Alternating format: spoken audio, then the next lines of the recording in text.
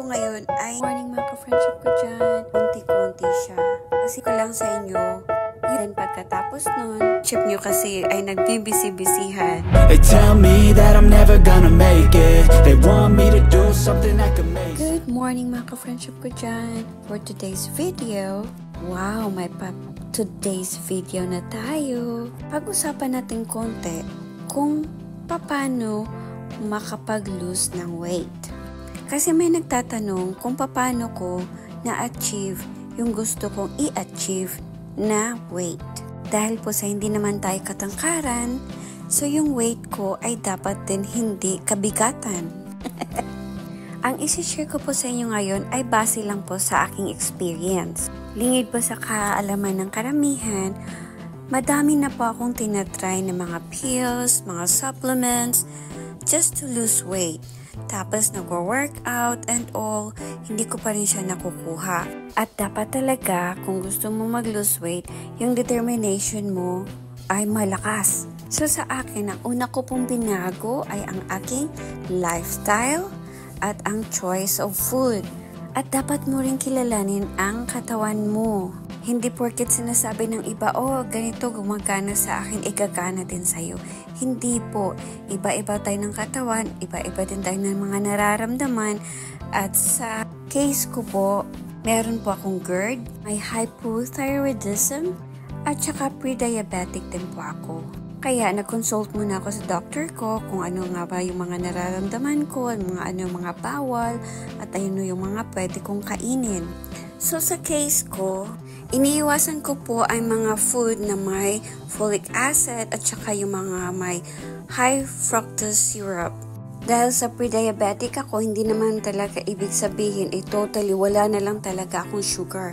Our body needs sugar din. Pero, yung natural sugar. At dahil sa acidic din ako, nawasan ko din ang mga oranges, mga acidic na mga pagkain. At isa pa po sa mga iniiwasan ko ay ang stress.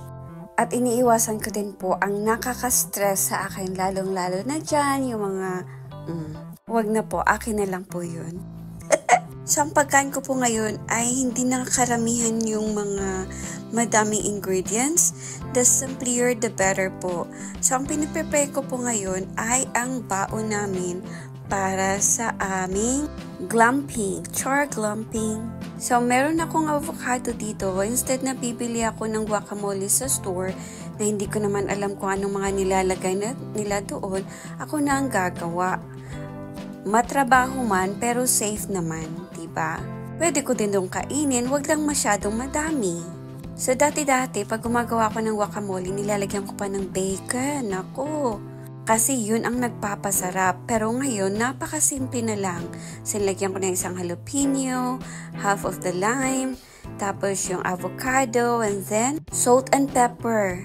Nilagyan ko din siya ng isang kamatis at saka sibuyas. Yung kamatis po ay galing doon sa client ni Dave na organic. So we try to eat organic foods. Kasi mahirap talaga hanapin ang mga natural na pagkain dito sa US, diba?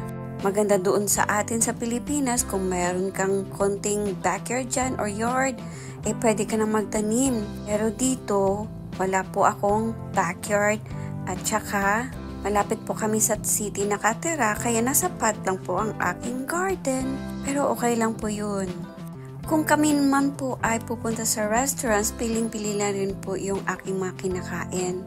Tinatry ko na talaga na magluto na lang sa bahay para naman makontrol ko kung ano yung aking mga kakainin at makakain. Pero dahil sa may mga anak din ako, hindi naman po pwedeng yung i-deprive ko din sila sa kanilang kaligayahan dahil sa meron akong mga pagkain na hindi po pwede.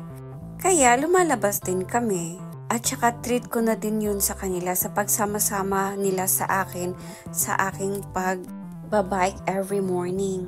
Dati po, ang pagkain na ginagawa ko lang ay purong meat. Ginigrill ko lang with salt and pepper and then on the side, green leafy vegetables. Pero ngayon, kumakain na ako lahat pero konti-konti lang. I mean, little portion at a time. Pero balance yung mga sustansya na dapat na makukuha mo sa pagkain na yun. So kung dati ay kumakain ako ng 3 times a day, ngayon minsan 5 times na kasi pa konti-konti siya. Kasi pag kakain ako ng maramihan, matitrigger yung GERD ko. Kaya mas mabuti talaga na magluluto ako ng sarili kong pagkain sa bahay kesa punta lang ng punta palagi sa restaurants. Kasi pagdating sa restaurants, hindi natin alam kung ano mga nilalagay nila doon at mahirapan kating makapili sa mga pagkain na gusto mo lang at na dapat sa iyo. Mahilig pa naman ako magluto, diba? So, ngayon, ang mga niluluto ko na lang ay mostly para lang talaga sa mga anak ko at sa asawa ko. At salamat naman at ang asawa ko ay suportado niya ako. Sabi niya, sasabay siya sa aking healthy living. So, at least hindi ako nag-iisa sa journey ko na ito. So far, since October last year up to now, nakapag-lose na ako ng 15 pounds. Kasi hindi din maganda yung abrupt yung pag-lose mo ng weight. Mas maganda dahan-dahan para ma-keep mo siya.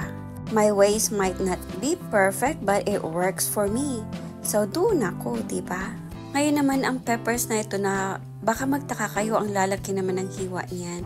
I-grill ko lang po siya. Lagyan ko ng olive oil, salt, and pepper. Yan na yung side ng aming kebab for later. Tapos meron din ako ditong sweet onion na napakalaki. Halos kasing laki na ng mukha ko. Char! So anyway, ito din ay i-grill ko lang din. Lagyan ng oil, salt, and pepper. Ganun lang po kasimple.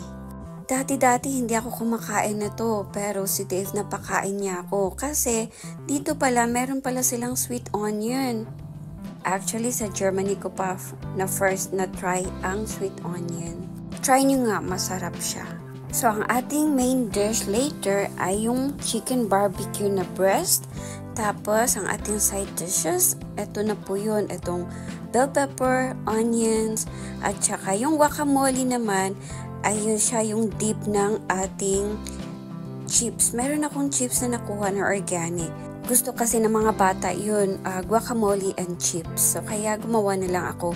But this time without the bacon. So, I'm sure hahanapin nila yun, lasa na yun. So, sa mga healthy naman dyan, no need na kayong mag-iwas-iwas pa kung ano pa yung mga iiwasan nyo.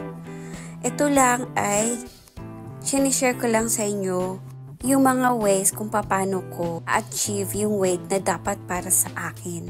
Kasi dahil na rin sa edad ko, kailangan na rin talagang lose weight. Actually, kahit mataba ako, hindi naman nababawasan yung pagmamahal ng asawa ko. Pero ginagawa ko ang pag-lose weight para sa health ko po. Kasi yung mga anak ko ay mga teenagers pa lang. Gaya ng sinasabi nga nila, health is wealth. So aanhin mo yung marami kang pera, marami ka namang sakit. Kaya alagaan talaga natin ang ating pangangatawan. Ito namang zucchini na to ang paborito ko. So, ganun pa din, i-grill ko pa din siya with olive oil, salt, and pepper. Kung meron po kayong mga tanong, leave your comments na lang po and I will answer them on our next video. Anong say nyo dyan? So, ngayon, ilalagay ko na sila sa ziplock together kasi pareho lang naman silang lahat, vegetables. Nakaziplock na rin ang aking chicken barbecue. So, ihahanda ko na po ito lahat para makaalis na po kami. Ilalagay ko lang siya sa isang cooler together with the guacamole and our kebab. Para pagdating doon sa cabin, habang piniprepare nila yung kanilang paputok, alam niyo na yun, doon ka na rin tutuhugin ang aking chicken barbecue para walang oras na masayang. At then pagkatapos nun, doon na rin ako magluluto. Dadalhin ko ang aking grill. Hindi pala akin yun. Binili ko yun para kay Dave. Kasi mahilig siyang mag-grill. Ang hindi ko naisip, puro na lang pala siya trabaho ngayon. So ngayon, naging akin na siya. Una ka naging akin. Siya nga pala itong balimbing na to or star fruit. Paborito to ni Jay. Naku. I'm sure matutuwa siya pag makita niya to. Hindi pa niya alam na magdadala ako na to. So anyway, yung grill na pala na yun ay nabili ko last year December for Dave's birthday. Tapos, magagamit ko siya after what? 8 months? Naku po, dusty na siya doon sa labas. Doon lang siya nakatira. Hindi naman lang nagagamit. Ay, naku po.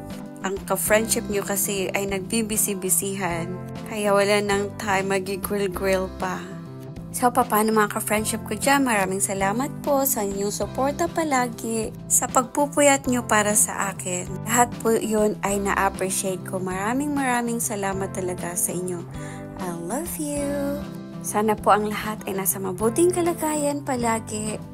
At iwasan natin ang magkasakit. Kaya po, healthy living is the best. Char! Mga ka-friendship ko dyan, hanggang sa susunod. Thank you for watching. And follow for more. Ciao, Bella!